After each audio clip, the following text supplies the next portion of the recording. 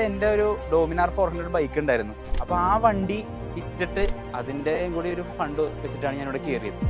കുറ്റബോധം അടിക്കും. ദൈവമേ, ഈ ഒരു 27ാമത്തെ വയസ്സിലും വീട്ടുകാർ അവർ എൻ്റെ ചിലവ് കൂടി നോക്കേണ്ടത് തന്നെയാണ്. ഞാനിപ്പോൾ അവരെയൊക്കെ നോക്കി കുടുംബം നോക്കേണ്ട ഞാനാണ്.